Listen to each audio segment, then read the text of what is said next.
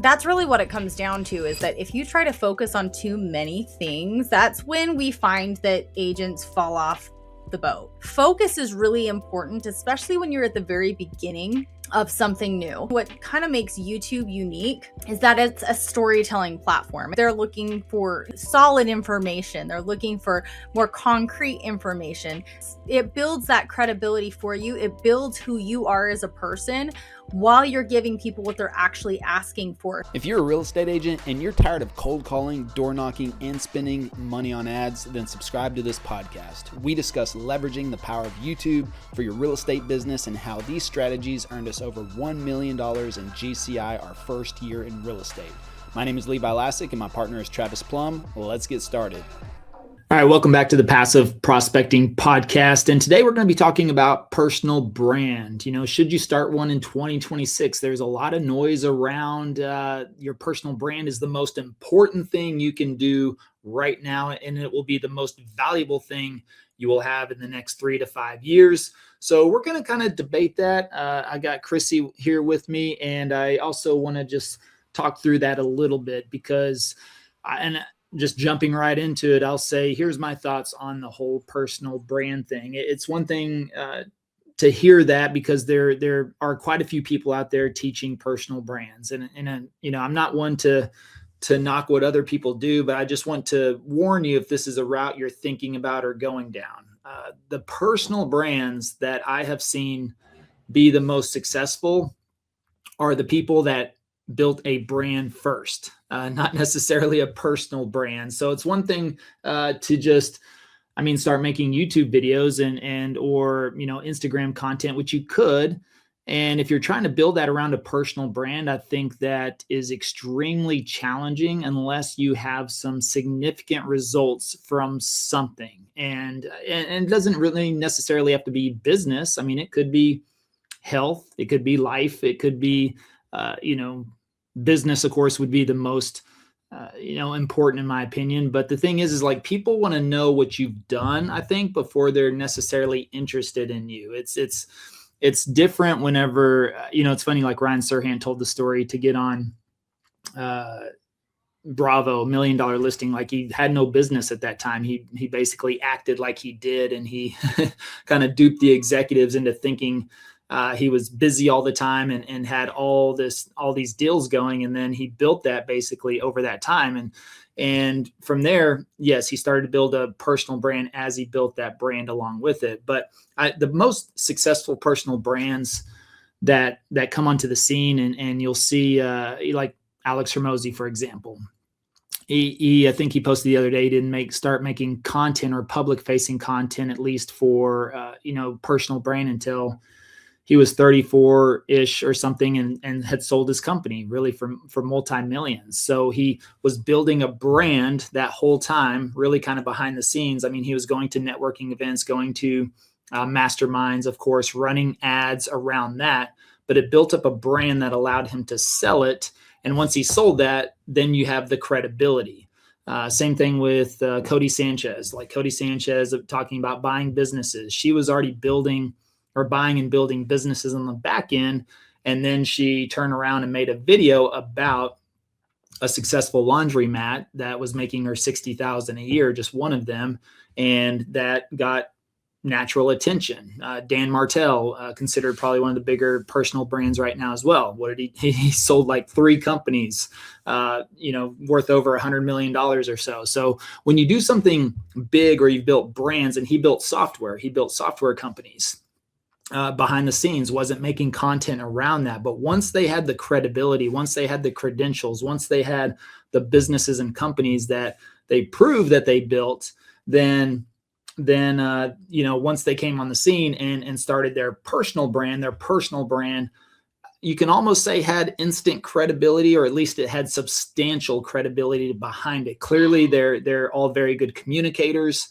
They make content, and plus a lot of these people came in with full content teams as well. So they had the money on top of that to really double down on content. I just think it's a very difficult to to build a personal brand, first of all, if you haven't built something before. Now, again, like I said, this could be in health or life, and I'm not talking about the 20-year-old life coach. I'm talking about maybe the 50 or 60-year-old, that's been through life, and maybe has a 30 or 40-year marriage or something like that, or health. Maybe you've gone through a significant health journey. Maybe you cured cancer naturally or something like that. So you've experienced something or done something that really adds that substantial credibility to your personal brand. Hey, real quick, if you're thinking about changing brokerages or you're brand new and you're thinking about choosing a brokerage, well, Travis and I would love to talk to you about partnering with us at eXp. You'll get access to all of our coaching, training,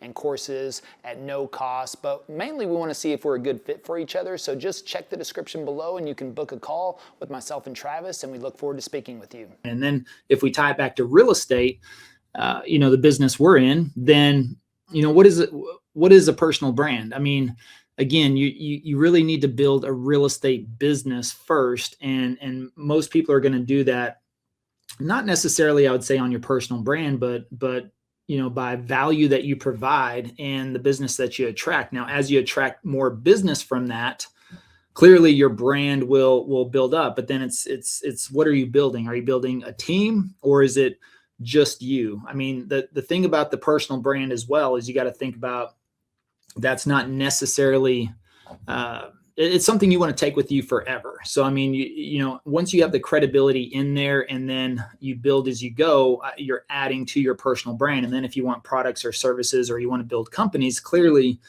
you can do that, right? I mean, The Rock or Conor McGregor, once they had a massive personal brand too, then they start a liquor company and turn around and sell it for $1 billion, a year or two later. But at the same time, they built up this brand first, and that's what led into the personal brand. So it's just one of those things where, and I guess this comes up with us quite a bit, is people want to start their YouTube channel, and then they're like, well, I want to talk about finance, and I want to talk about health, and I want to talk about faith, and I want to talk about other things, basically all of their interest. And you could do that, but that's spreading your audience all over the place. And then you're really trying to just find people that are interested in you as a person, and so from that standpoint, if you have some sort of substantial credibility behind you, or a brand that you've built, I've built a gym business, or I built a real estate business, or I built a software company, that's a much bigger attraction around that, because all of those could really just be companies in general. And so there's part of that process, because hopefully you've built systems and processes, you've built a team, you've managed operations in some way, you've done sales, you've done marketing, and then that can typically apply almost anywhere across the board. So, just coming out and saying, yeah, I'm going to start a YouTube channel, and I'm going to talk about all the things that I want to talk about, which are random topics across 3 or 4 different genres or categories that I want to talk about. You're just spitballing, I think, throwing a lot of things out there. And if you don't have something substantial that you've done in your life, then I think that's just going to be a long road to go down. Now, there's the other side of that, where if you are 20 years old and you want to document your journey, maybe you start building something. I mean, I think that's one way to go about it, especially with social media now. That's a whole different avenue. And you see that as a lot of these young folks, they have access to everything. I mean, they have access to free content and books and the internet and now AI and everything else. So they can really start digging in. And I think it's interesting if they say, all right, well, come along with the journey with me. But the thing is that, that first business you start building could fail.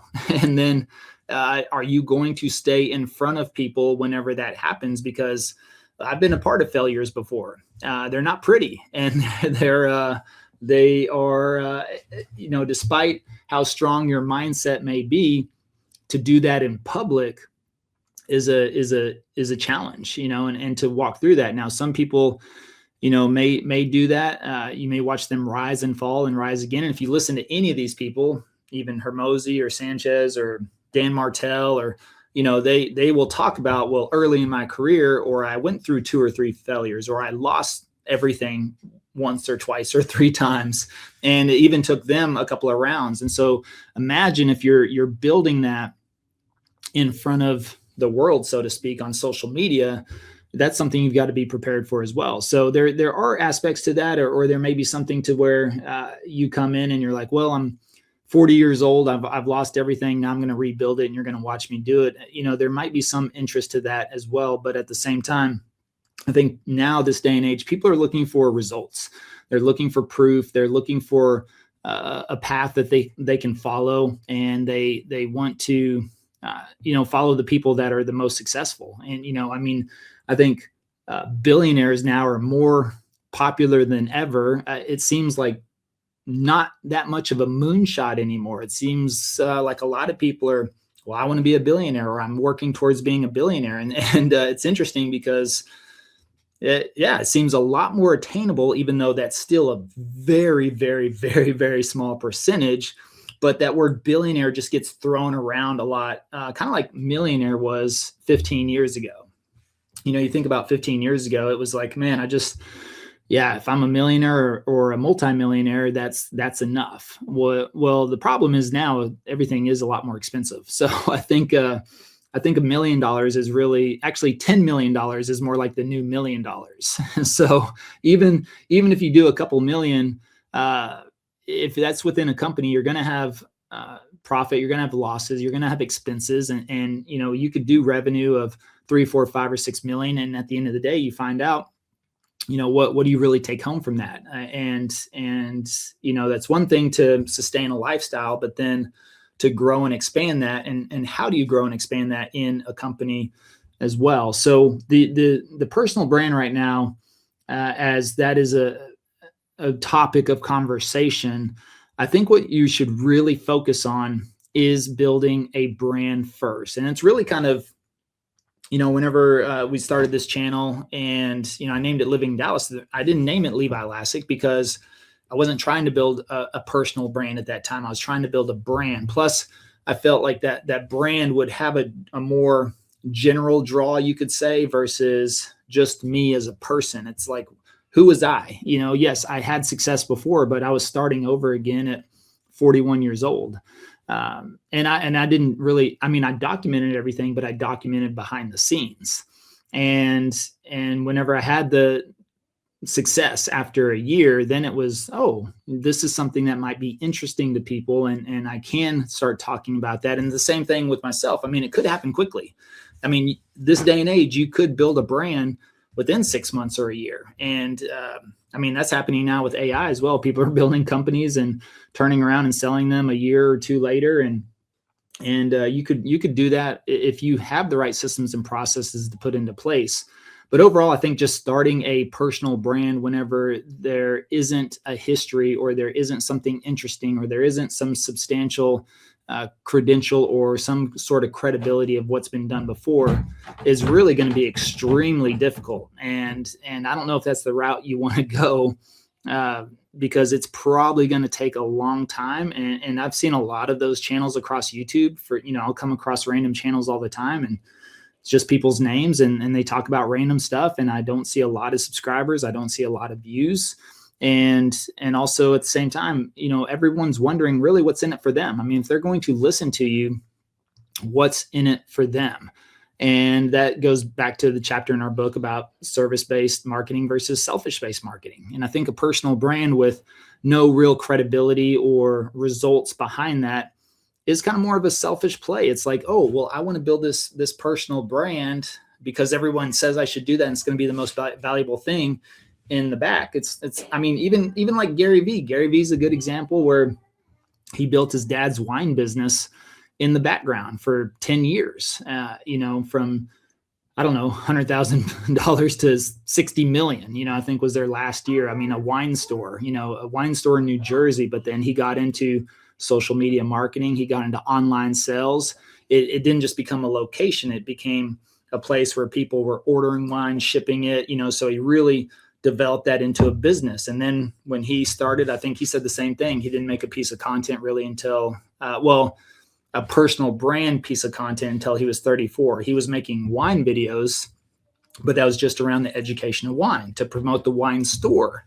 And that's what it did. It built up the wine store. And when he walked away, his name was not attached to that. It was his dad's. But when he started at 34 to say, okay, here's what I've done, and I'm also going to be very loud about it, then it picked up. He had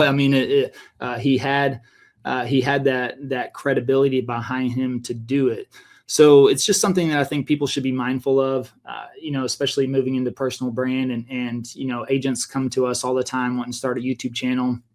They want to name it after themselves, which, I don't really think that is a big deal. But what's really going to build that channel is going to be the value you provide to people in real estate that gets them to give you a call and conduct real estate transactions with you.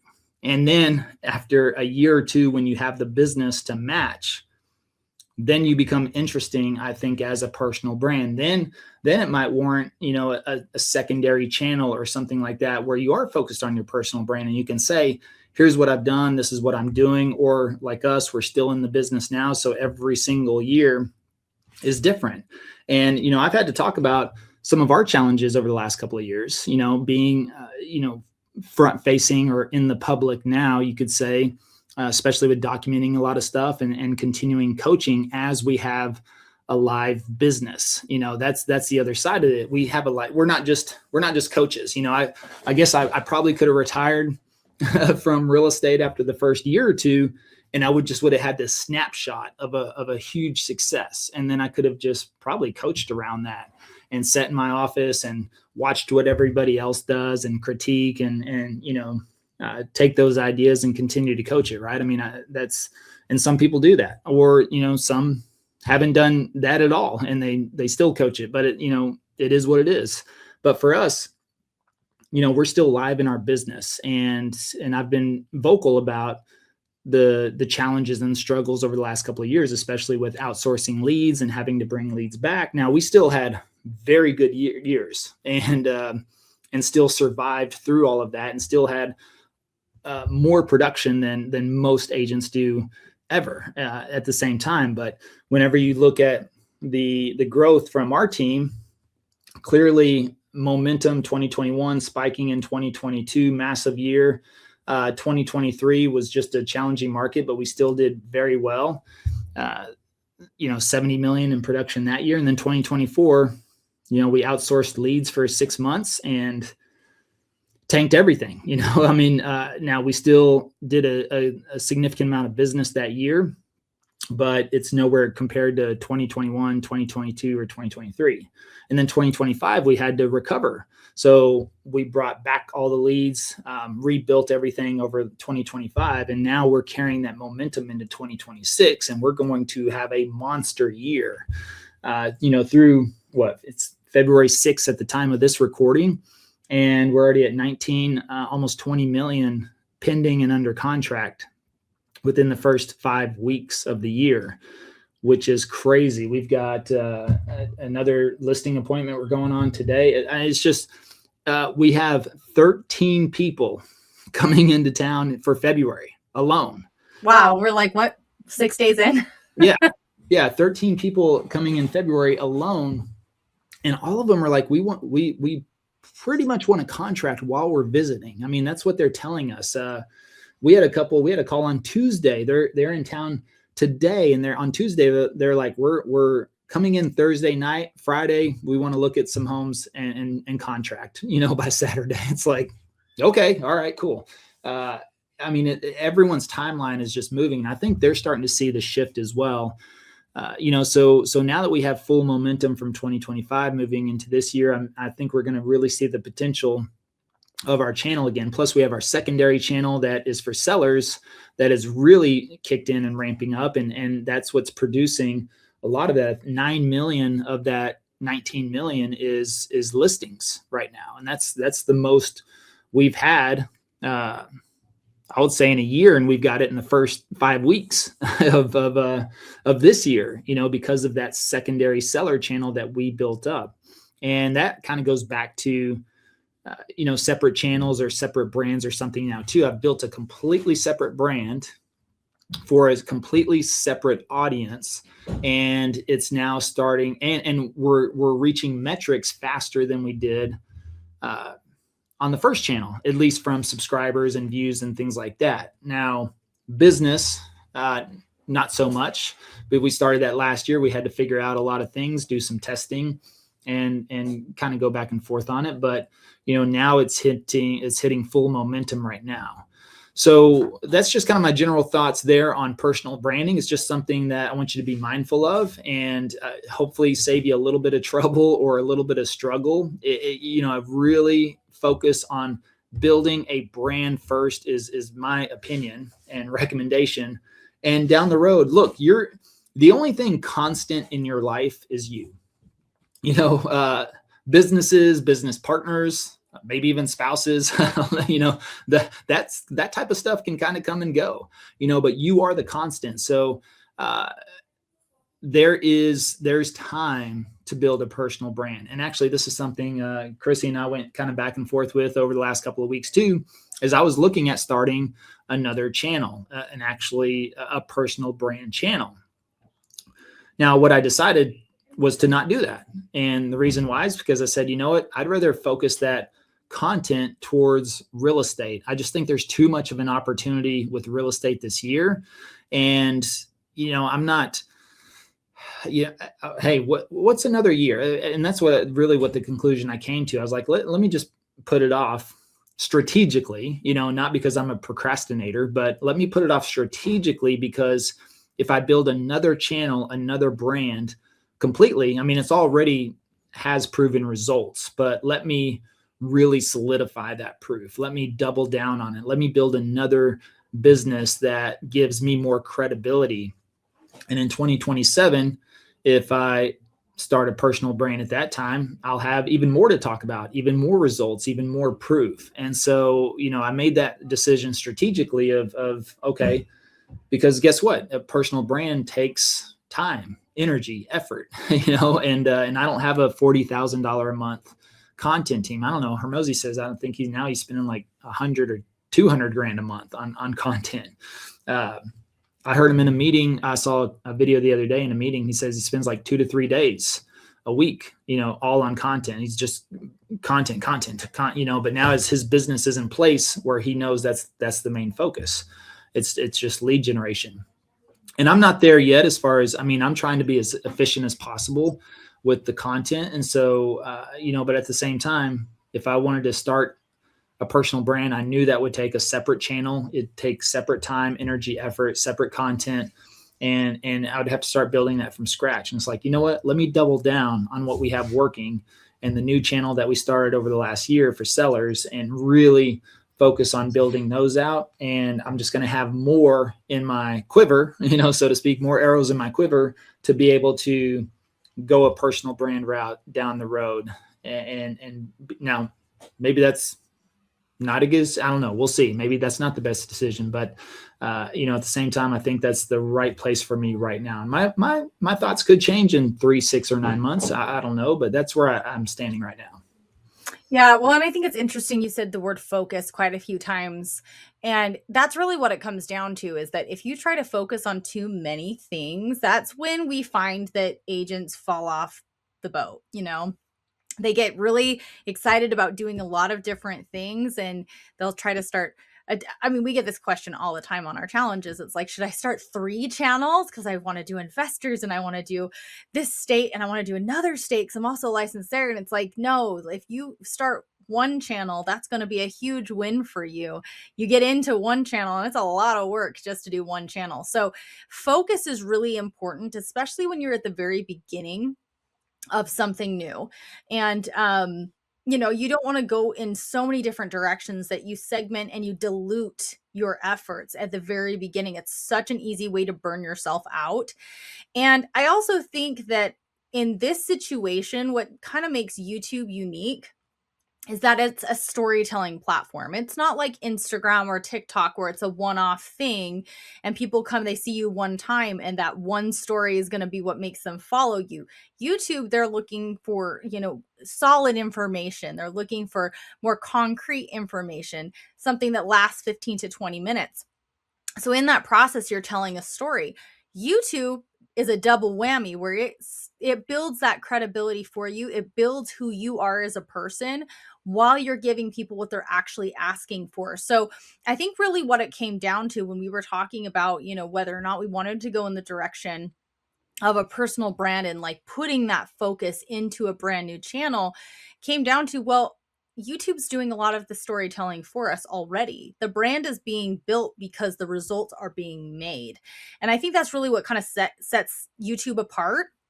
I think that it's very, very important for you to be present on other platforms so that when you are ready to kind of break off and do what you want to do, you have that opportunity to do that on a place like Facebook or Instagram. We're on Pinterest and LinkedIn and all the places now too. We have the presence there, but we aren't putting as much of the focus in there. Now, I will say Instagram is one that we are putting focus into right now because we're trying to figure out exactly how that algorithm works. It's a mystery every single week, but it's something that we are putting focus into, but it's not as much focus as our YouTube. YouTube is still our primary focus throughout the week. And that's what I would recommend, especially if you're looking for quick results. You're not going to get it on Instagram. I promise you. There has been stuff that we've been working on for 2 years that's just starting to get results for us on Instagram. It is a huge build on Instagram versus YouTube.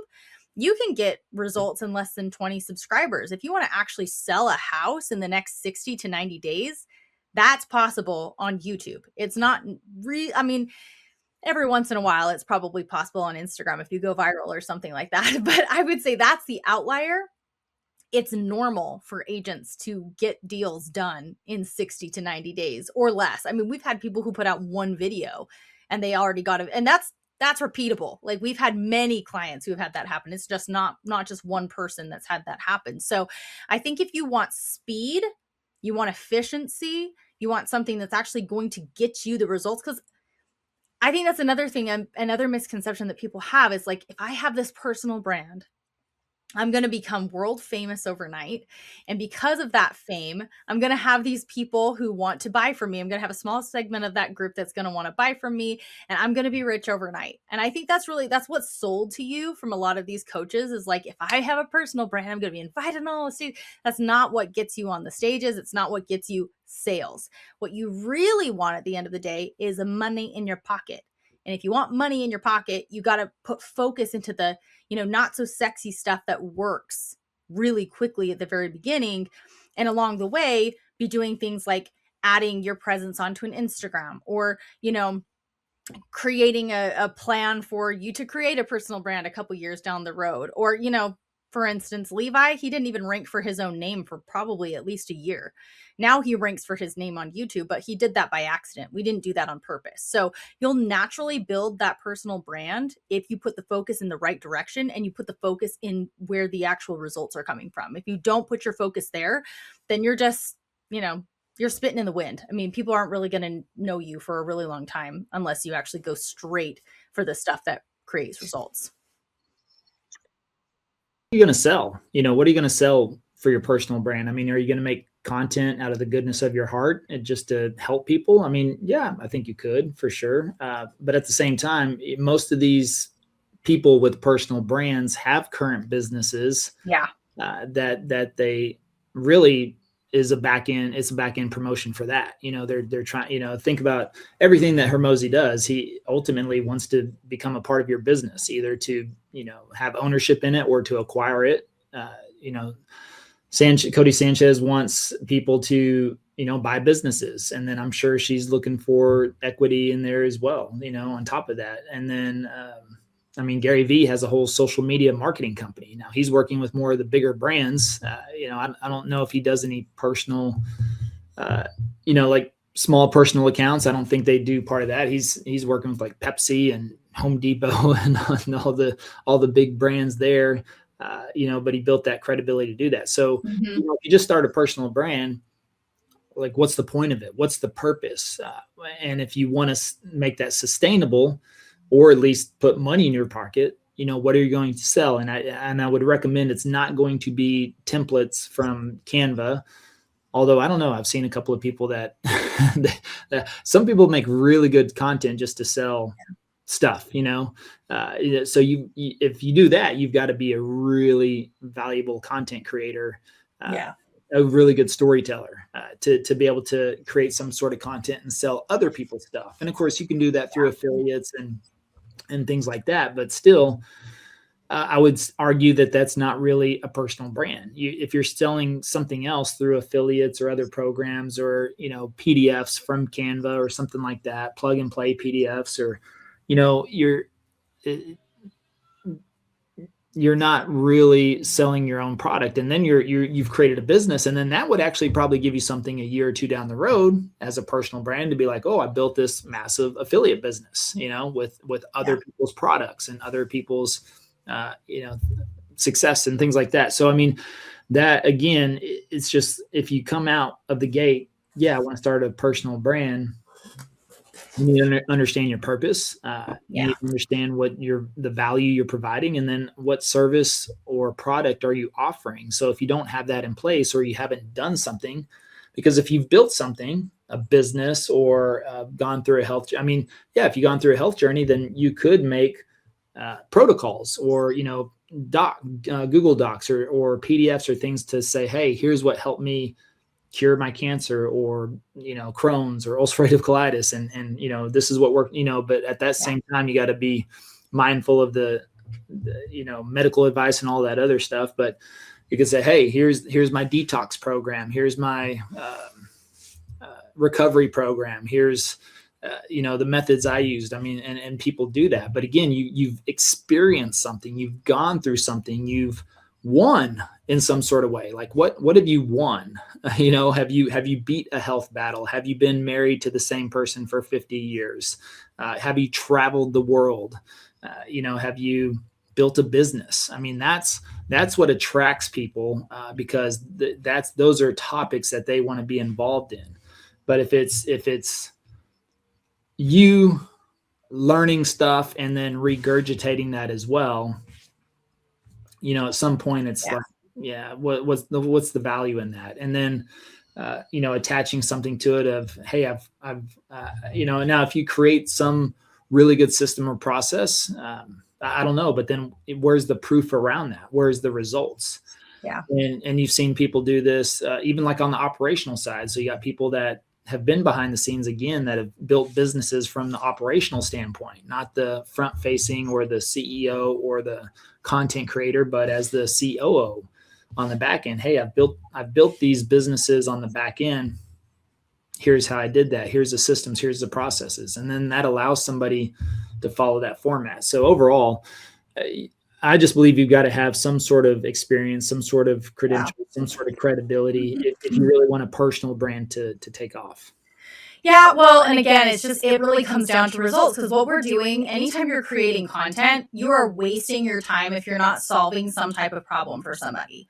You getting on and like just making content and saying, today and some people, again, there are lifestyle creators, and I think that the mistake that a lot of people make is that they just think that they can get on and talk about nothing, and people are going to want to follow them for that. Back in the day when YouTube was fresh, that was true. You could be anybody and you could just get on and talk.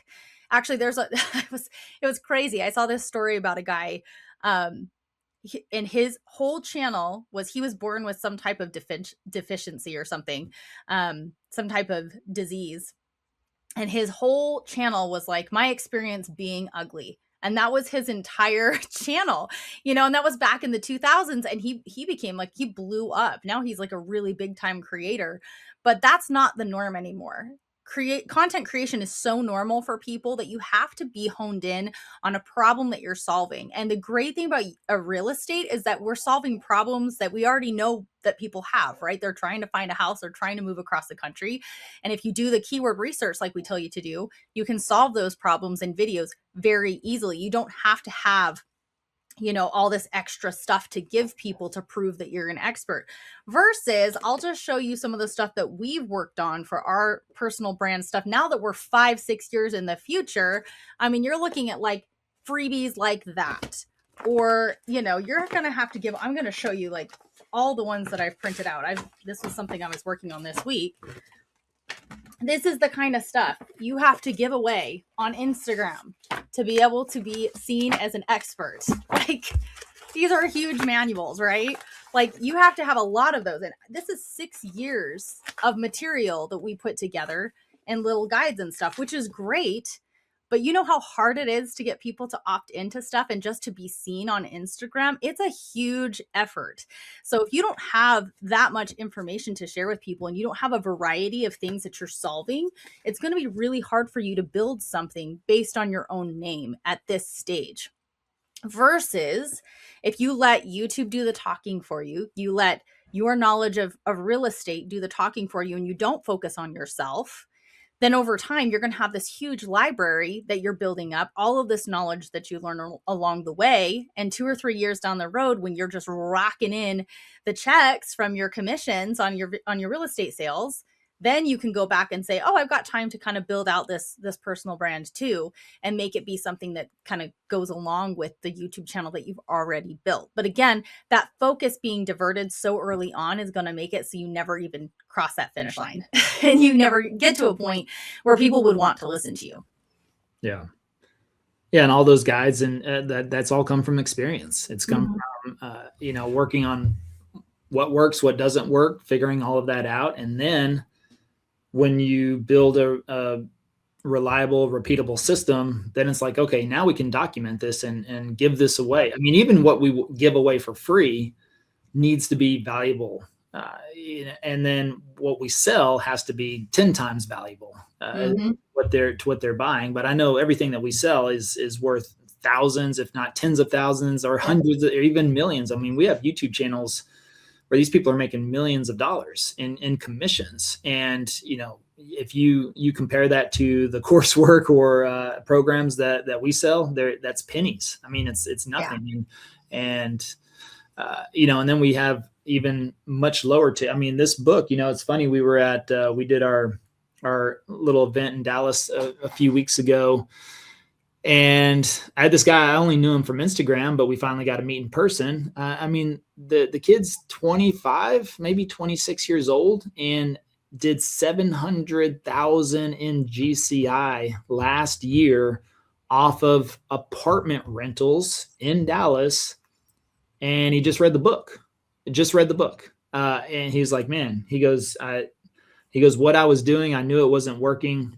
And somebody recommended your book to me. He goes, I bought that for $20 on Amazon, read it. And he goes, I just started doing everything that it said in the book. And that was it. And 700,000 in commissions as a 20. And really, and I told him, I said, man, what you do looks so sexy, because he's in all the high rises in downtown Dallas, and he makes really good content. But his YouTube videos are just apartment tours, but he's touring $3,000, $4,000, $8,000, $10,000 a month apartments. I saw this new building just opened up in the Knox Henderson area, uppity area of Dallas, and the minimum rent starting there is $12,000 a month.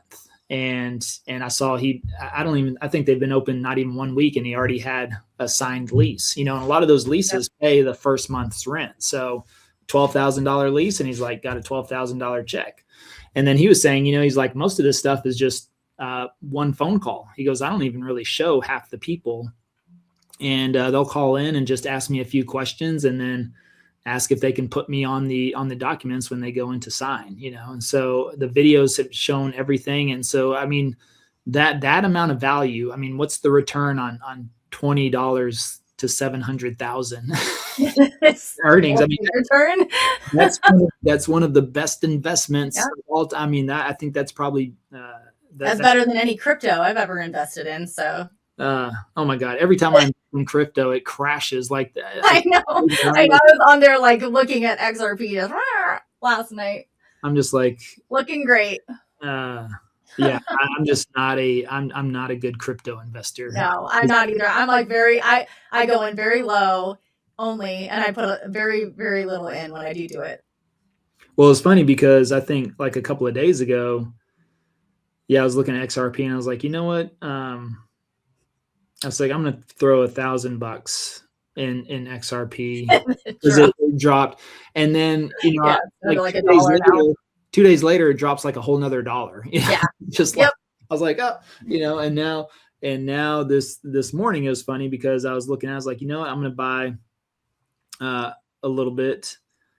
And then for some reason the transaction wouldn't go through. I know. It was crashing on me last night when I was doing my little trades.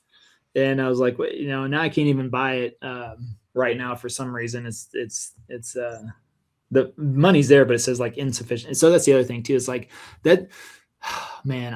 I've got hundreds of thousands in lost crypto because 2017. I bought Bitcoin at $5,000. I bought XRP at, I think it might have been 10 cents or 5 cents or something. Man, that would be I bought Ethereum, which that now, who knows what? Oh, let me see. What was it? Isn't that tanking too? Everything. Well, they're all tanking, but let me see. Let me see what Ethereum was in 2017. Yeah. $200. Now it's $2,000. Oh, it would have been a good time to get in. So I was buying Ethereum, XRP, and Bitcoin, and what was XRP in 2017? Sure was nothing. Yeah, 20 cents. Ugh.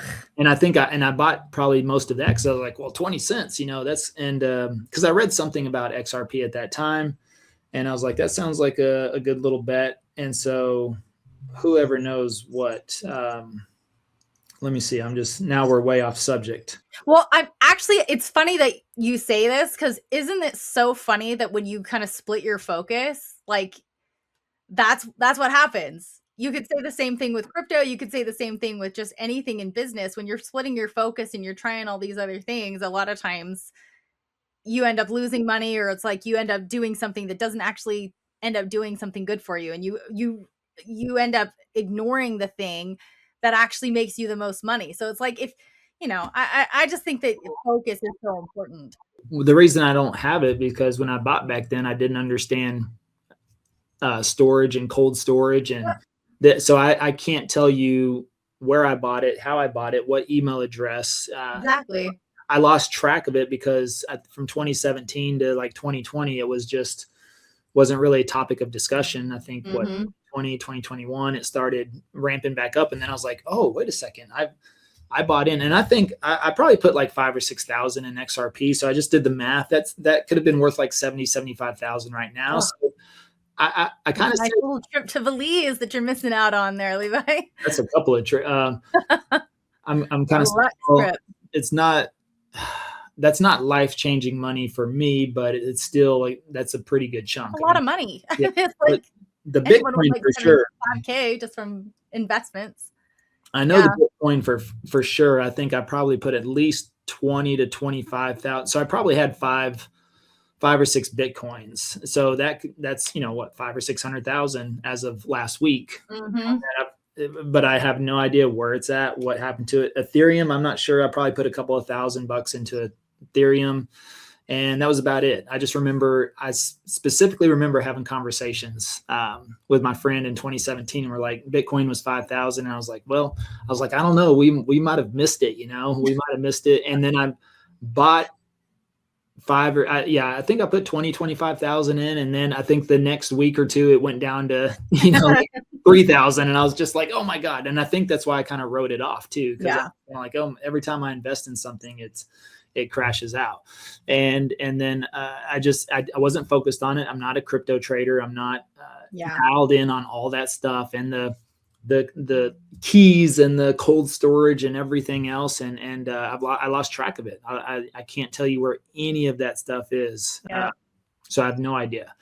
And now I'm buying. Every time I buy, it bottoms out the next. Of course.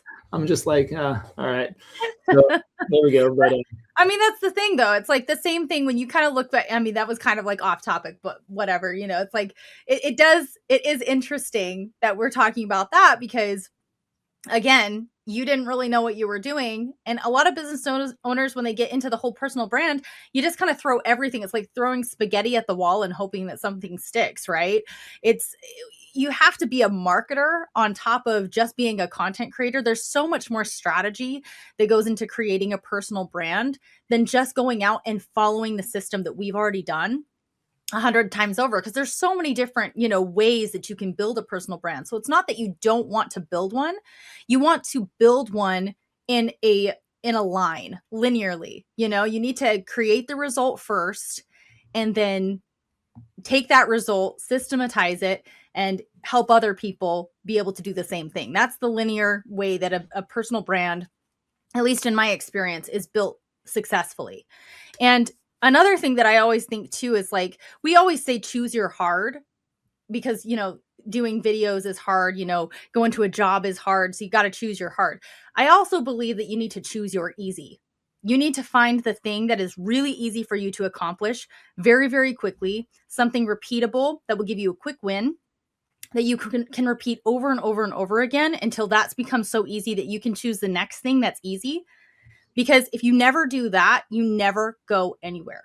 So you got to choose your easy too. Choose that low hanging fruit instead of trying to go in all the different directions and trying to go to all the different fruit trees. You got to choose one thing that you can repeat over and over again so that you can create that success. And then you can systematize it and turn around and teach somebody else how to do it. But you got to do something for at least a year, in my opinion, before you can try to teach anybody else how to do it too. Yeah, I remember in 2020, during COVID, whenever my previous business shut down and I was transitioning, I wasn't quite bought into real estate yet. Mm-hmm. And that's whenever I was investing into the Amazon stores, and I bought into this mentorship. It was $17,000. And man, they were in there. Really, they were trying to get me to build a course, they were really pushing me to build a course there. And I was like, but I haven't really done anything significant. I was like, could I go down the route? Well, my previous business partner, that stole everything from me. And then I had a 2-year non-compete. So I was like, I don't want to make content around that. I just, and then they were like, well, what else are you doing? I was like, well, I have an Airbnb. I had one Airbnb. And they're like, okay, make a course about that. And I'm like, but I have one Airbnb. And they're like, it doesn't matter. You just make a course about that and you can, you can sell it. And again, I was like, I can't do that. I feel ethically, for me at least. I mean, I just don't have the experience. I mean, if I had 10, and I had a proven, repeatable process of how to pick properties, the right properties, how to maximize rent, how to market them, blah, blah, blah. Yeah, it could, maybe then, but still, at the same time, you got to be able to determine what your level of expertise is as well. And is it worth selling? And so I think that's what you should really look at, is what do you have true real life experience in? And that could be health, wealth, relationships. Actually, they say those are the 3 main categories that you can build any type of coaching or personal brand or anything around. So what have you done? Maybe you've been investing in stocks and crypto since you're 20 or the last 5 years. Talk to us. We need help. Yeah, you can ask for that. So that's where you 22-year-olds come into play, where you grew up with a computer, you grew up with an iPhone, and I know there's stories out there of 16-year-olds and 18-year-olds with multi-million-dollar companies. So. But as far as I know, they didn't build a personal brand. Maybe they will after they do some, do that, or they'll make content to really filter into that business. And so that's the other aspect. If you're going to make content, ideally it makes sense to make content to filter into a business you're doing or working on, or a product or a service you're selling. And you'll probably make way more money doing that for the time being versus just a personal brand. Yeah. So, you really got to have some significant credibility and results, I think, behind you, or you have a TV show, or you, where you're forced to do it. Yeah. It's like, you don't have a choice. You have to make one at that point. I saw that too. Like, Tarek El Moussa from Fixer Mhm. Pop. I just saw he was telling his story the other day too. Apparently he had nothing either. He was completely broke, and then he Yep. somehow got in touch with the HGTV producer somehow through at a conference. It was just a strange story to basically where he said, yeah, he sold him on that. He was doing fixing flips. Yeah. And I got this idea for a show, or, I think we should do a show around it. And then they were like, okay, we'll take you up on that. And then he was like, oh crap, now I actually Now I gotta actually do it. got to go get a house, And so when he started that show, apparently he hadn't even flipped a house yet. And then he was so broke. He said he won, like at the auction, he won one of those properties, and he's like, oh crap, now I got to go find some money. I got to go get the investor, and it was all off the seat of his pants, But now when you're on that show, he's of course branched off into a personal brand, and that's where now you can launch a company, you could launch a product, you can launch a service, and you're almost going to have instantaneous business from that as well. Yeah. Because you have something known around you. So yeah, I'm sure Hermosi could probably start a liquor company tomorrow. Yeah. Build it up. That's the next step for him. That's where you go next, right? Yeah. You have nothing else to do. You've had all the success in the world. It's like, all right, liquor company next. Haven't done that yet. But then what platform do you have? Clearly, right. The Rock started Terramana tequila, and then, but if you see his branding around that and the marketing, I mean, it is top notch, and he really sold. Yeah. Hey, and he started a hair care line, and he doesn't have any hair, so that tells you how good his personal brand is. But it's true too. Like the other thing is that you also have to come into who you are as a creator too. That's a huge mistake that people make early on. Like you mentioned the whole like flipping that you were thinking about doing at one point and creating a course around it. It didn't feel organic to you, so you didn't do it at that point. When I first started out making courses, I was doing gluten-free and dairy-free cooking, believe it or not. And I made that course. I followed every single rule that you're supposed to follow with that course, and it flopped on me. I'm so glad I didn't create a whole personal brand around cooking, because that would have never fulfilled me. I was so bored of it after like 6 or 7 months too. I was like, this is not what I want to do forever. I do want to be able to coach people on stuff, but I have no desire to do cooking for people. I'm a really messy cooker too. Like, can you imagine me doing a cooking show? No way. So, it's like you have to come into who you are as a creator. And part of, what makes YouTube so wonderful is that it gives you the opportunity and it gives you the flexibility and the space to be able to be that messy creator at the very beginning and learn who you are as a presenter, if you're a coach, real estate agent, if you're a plumber. You find how you communicate best with people on camera. That's the fastest way to learn who you are as a creator. And until you know who you are as a creator, creating a personal brand could divert you completely off of what you're really supposed to be doing. And I'm so glad that course never worked out for me. I'm sure you think the same thing, because otherwise you would have been locked into that forever, for a really long time at least. Or you're starting. I've seen so many people, and this is another thing. I have seen so many creators this year with millions of people on their platform start from scratch because they hated what they were doing, or they got demonetized from something that they were doing, and they had to completely start over. Can you imagine going that far with millions of followers and having to start from scratch just because you realized you hated what you were doing? Don't make that mistake at the very beginning. Figure out who you are as a creator first, and then build on the things that you know that you love and that you are like called to do. And then it will come organically. You won't even have to try. Build something. Mm-hmm. Go build something first. Don't get caught up in the personal brand stuff. Like I said, you are the constant in your life. You will be there, hopefully, in the next year or 2 or 3 or 4. Build a substantial brand or business, or get through some massive obstacle that a lot of other people need help with as well. Mm-hmm. And then make sure you document that. And if you're going to do that too, if you really want a personal brand, keep that in mind as you go through that process, because you should document everything as you go along: systems, processes, people, how you did things. I mean, I think I think that's something, looking at Hermosi, that is just really unbelievable, is how much documentation he has around everything. And he's got a system and a process and a framework for everything, and really for all aspects of the business. You can tell he was involved in every aspect of his business for 10 years. I mean, and he talks about that, nobody really saw what he did for 10 years in the public. I mean, of course, in the gym space, he was known and ran that. But whenever he came out, he's like, man, he can talk to you about sales. He can talk to you about operations. He can talk to you about recruiting. He can talk to you about firing. He can talk to you about raising capital, about running ads, about doing organic. I mean, he's involved. Effortless. Yeah. Yeah. And, I will say that, and even I'm not, I'm not even there, because there's a lot of aspects of our business that I'm not involved in, and I'm not an expert on. So some people will say that's a good thing. And then, but I couldn't sell around that, I couldn't sell. Yeah.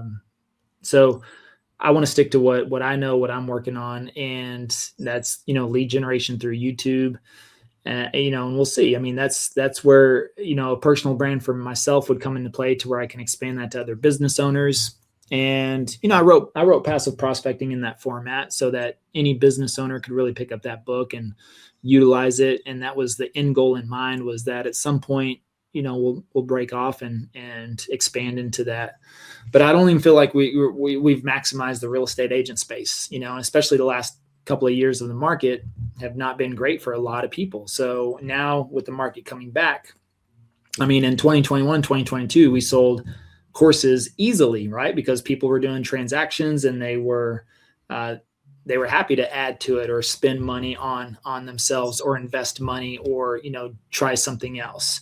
Last couple of years, most agents are struggling. And so they're very, very selective. And even though they can see the results we've produced, and so many other channels have produced from the program, a lot of people just don't have the vision or the mental capacity to look past that and to say, okay, yeah, I can do that. Of course, we've still done very well on that side of it over the last couple of years, but it's, you can see the shift in the market, is the shift in coaching there, and coursework and things like that too. And now we're seeing a huge comeback on that. So yeah, I would say just work on building a brand, and then, doing something or documenting a process that you did and accomplished, and health, wealth, and relationships is the three main categories where you can do that in.